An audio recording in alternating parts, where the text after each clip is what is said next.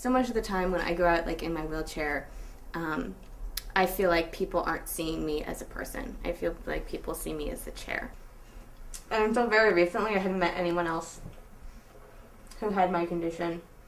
And though I've only met them like online through support groups. I would try to cover up my disability as much as I could. And I thought that by not wearing my hearing aids, even though that's disabling myself even more because the hearing aids are supposed to help me, I disabled myself because I didn't want someone to see that. I was afraid that them seeing that, they wouldn't want to have a relationship with me. They wouldn't be interested in me sexually. I do feel lonely. I don't know. Like I've been single for 2 years.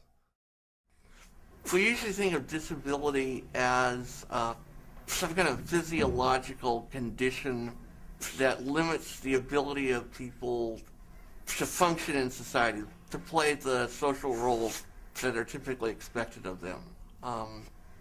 So disability would limit them in, say, their ability to work, or to be a student, or, in the case of what we're talking about, to be a lover or a partner. The result of the disability would be that they would be sexually and romantically impaired in some way. In fact, those expectations, those views of what disability is, point to the fact that disability is not simply medical or physiological. Much more importantly, it's social and cultural. It's a constructed identity, so that certain physical traits or mental traits of certain kinds of people get stigmatized, and the stigma is globalized to engulf their entire identities. I'm always feeling like I have to prove myself in so many different ways. The way I feel about myself is just different about how people see me. It's like more, especially with men, it's like they see skin, oh yeah, that's it, that's sexy, you know, or they see a good body, okay, that's sexy. Well, okay, I'm not showing skin because I'm really cold, and with the body part, no, that's just gross. I actually didn't used to wear makeup until about a couple of years ago. I didn't think it would be a point for me to wear makeup, you know. I mean, I don't know if you know, but that was my idea. Yeah. Until just like more recently, I kind of started getting into it, you know. I'm like, why not? What the hell?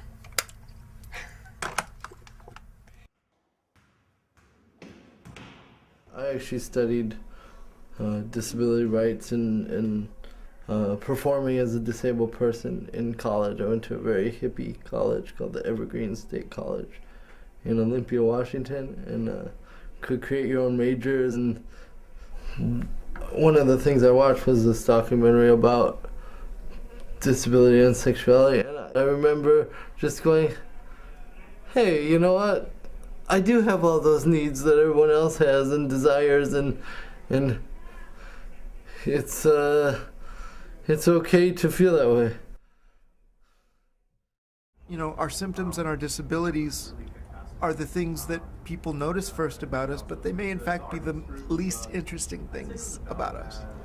I was dating this girl for a while, and we had just had sex that day, and then afterwards she suggested we have sex in my wheelchair. The fact that it was her idea was awesome, and the reason that it is, beyond like the whole novelty of it, is that it's actually an ultimate act of acceptance. Instead of saying I'm dating you and I'm fine with you being in a chair, but if she's having sex with you in your chair, it's not, oh, it's fine, I'm okay with it. It's, I like it, accept it, and it's actually something that I'm interested in. For me, in general, I would much rather take my time finding somebody that I really want to date. I've gone on dates with plenty of people, and I've gone on second dates, but I want to make sure that I found the right person before I start to commit. So what I do is I tend to flirt a lot. Like, I tend to hang out with a lot of people to test the waters and to see what they're like. Meet a lot of cool people, and it's fun, which is really what matters for me. My only hope is that I don't break any hearts. Well, I think I've taught you, if I may be so bold, I've taught you. What do you think you've taught me about sex? I don't know what specifically I've taught you about sex, but I think in general, I feel like I can teach able-bodied people that sex doesn't have to be like intercourse. Sex doesn't have to be, penis and vagina sex. It can be, for me, basically, sex is anything that, gives me sexual pleasure that I can get off on, I'd like to think I have like sort of a wider definition of what constitutes sex. Sex is so many things. It's very much about pleasure. It's about knowing your body and knowing your mind. And it's also about knowing about danger, because there are dangers that go along with sex as well. And about knowing how to pleasure yourself and other people. And it's generative and it's fun and it can be painful and it can be mysterious, and it's definitely a gift. Instead of trying to sell disabled sex as being normal, which in a certain sense it is normal, I think there's a way of trying to sell it in a way that's both calling it quote-unquote normal and calling it quote-unquote weird or transgressive or queer. Because unless we face up to the fact that it's really going to scare the crap out of people, whether it's potential partners or healthcare providers or our families or our parents, if we don't face up to the scariness, we can't really find ways of dealing with the scariness. One of the things that I've done, and the Disabled Students Union has done, is put on this series of panel discussions called Are Cripples Screwed? We chose that because it's kind of in your face, and it breaks down different stereotypes and different boundaries that a lot of people kind of feel interesting about. I love doing the panels. They're so much fun for me. Originally sort of started as like a dialogue about disability and sexuality, and sort of morphed into what it is today, which is, we go around to things like co-ops, we go to sexuality classes, we go to things, and we talk about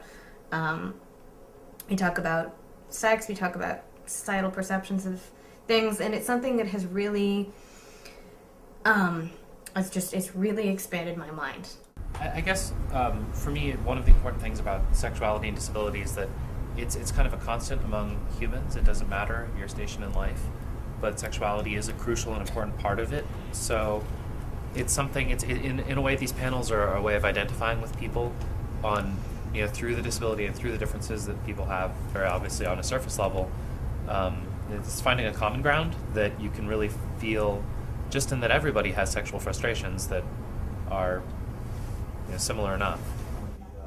Making that transition from like, okay, I'm doing all this stuff and like certain people are attracted to me, to all of a sudden like I'm in a chair and for a solid year afterwards, I still identified as that guy. Like for I'd say a year and a half after my accident, like one of my main things was, okay, like I'm still like the biker, like I'd still go on biking websites and I'd still do that, but eventually I just kind of said, okay, like I'm a political nerd and I'm gonna go to college.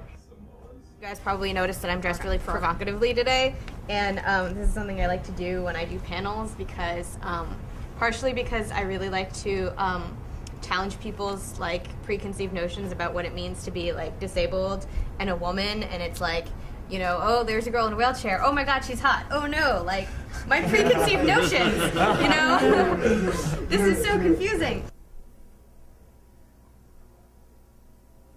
American culture, Western cultures in general, have become much more open and frank about sexuality.